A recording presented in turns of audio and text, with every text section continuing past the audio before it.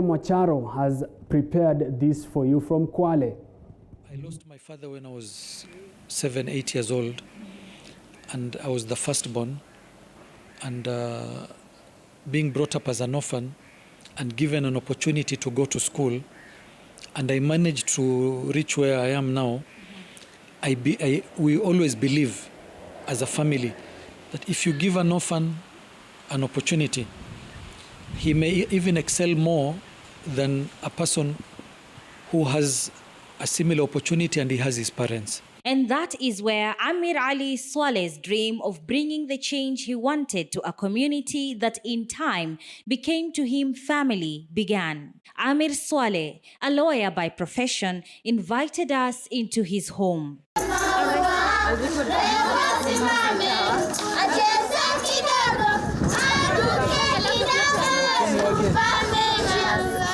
A rescue center at the moment for girls who, through his help, have now escaped the hands of rapists, sexual exploiters, defilers, child traffickers, negligent parents, and even forced marriage in Ganjalasimba, Kinondo, Kwale County. He gives insight into how he and his wife once visited this community and arrived at the decision they made back in the day. This area is called Ganjalasimba.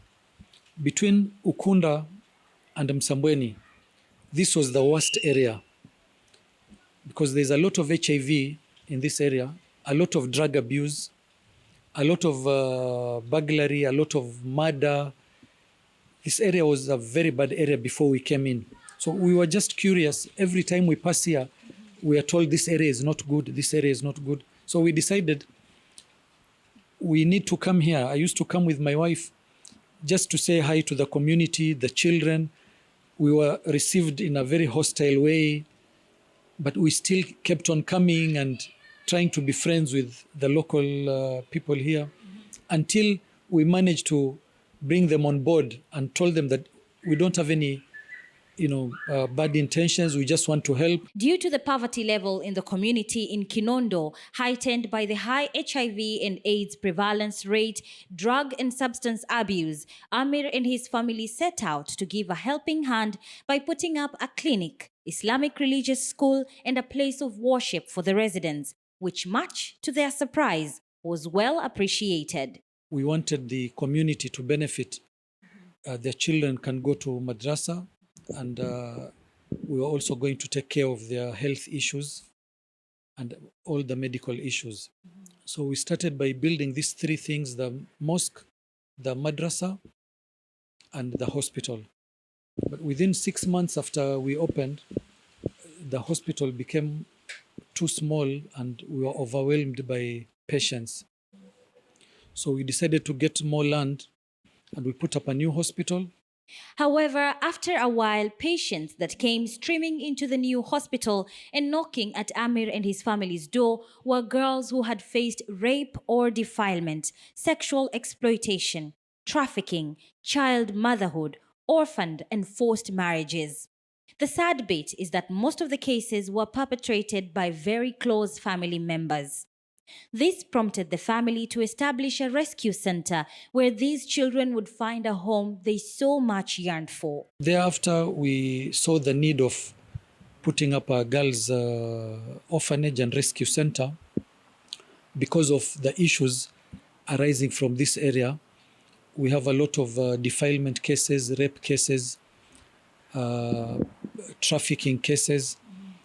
We abandoned children. We can take the disadvantaged, orphaned, forced marriage.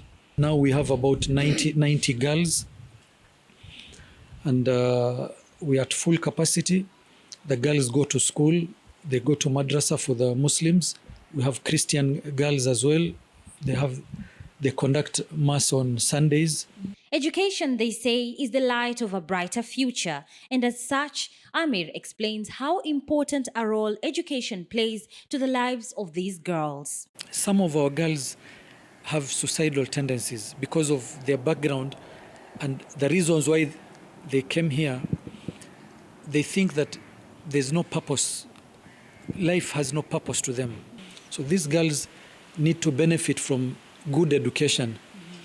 without good education, it's going to be difficult for these girls to have a good life. The most important thing that we want at our center is to have these girls reintegrate back to the community. But there are some girls that cannot reintegrate immediately because of the kind of cases that brought them here. As we toured Amir's home, we encountered the warm atmosphere of a place of belonging, with each house accommodating a matron with the characteristic of the flower title given to the room. Take, for example, the daisy houses the most delicate of the girls, while the rose has a soft, tender heart matron who pricks when you try to pluck her incorrectly. The sunflower houses early risers and many such connotations. An idle mind is the devil's workshop, and so creativity here is at its peak, with girls involved in various activities in their free time in a bid to not only grow the body, but the mind too. It is indeed a center of its kind in the country. In collaboration with his mother, Swale Ali, Amir's son, took captain to the school's ship, ensuring the girls get the best education in comparison to any competitive institution known, private education mashinani. What we try and do is we make sure that the curriculum is kept to, because we're following the new CBC curriculum. So as they open new classes or as they start new classes, so do we, where as far as they have gone. We try and make sure that the students learn as much as they can. It's not just a place for them to go and spend half the day while their parents are mashambani or madukani, they finish their business and then they come home and the kids haven't disturbed them. For us, we want the kids to leave here, go home and show their parents that it's worth their time to be in school. Not that by the time that they finish primary school or secondary school, they're told, okay, sahi wache skuli, ungewa shambani na sisi, or uje dukani na sisi. No, we want them to see the benefit of it. A private institution giving competitive CBC education mashinani, absolutely free, not only for the girls at the rescue center, but also the community at large. Free books, free computer classes, free life skills training, free education as a whole, free medical attention, free medicine, free HIV testing and counseling, free madrasa and Christian education, free meals, bed and clothing.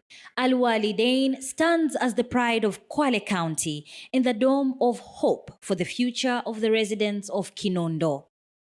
And with all the contribution they have made, the Amirs find it hard to draw the attention of the county and national governments. The people from the National Welfare, Children Services, whatever, they come here and they encourage us. They know this is a private facility, but we are not getting any help, even encouragement from Kwale County.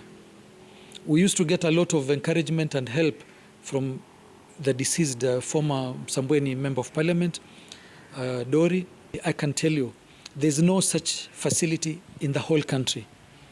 So it's a pride of Kwale County. But if you ask me, the governor doesn't know about this place. The governor, the ministry officials at Kwale, they have never visited us here. Amir's vision is to see the girls and the local community progress to tertiary levels of education. And while we spoke, he promised, if possible, then sponsorship for universities shall be given to the ones that do well. And Amir Saleh is not looking for colossal support to help the girls. All he asks for is...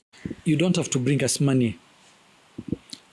I keep on telling the volunteers that come here, don't think that only when you have money you can come and help. You can prepare a girls' football team and come and play with my girls, and we will beat you, and you will make my girls happy. Just give your time. It's also, we'll appreciate. After the long chit-chat, we were entertained by the girls.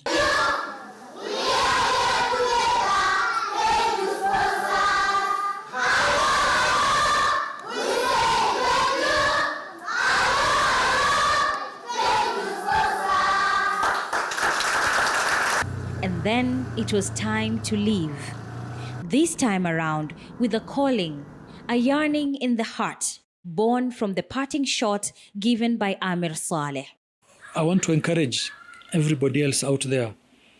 Don't sit down and relax in your houses in big cities and forget about what is happening mashambani, the people who are in need, and they need us to come and assist. It was a reminder of the popular saying that the hand that gives sure does receive. Mariam Mwacharo, TV 47, Kinondo, Kwale County.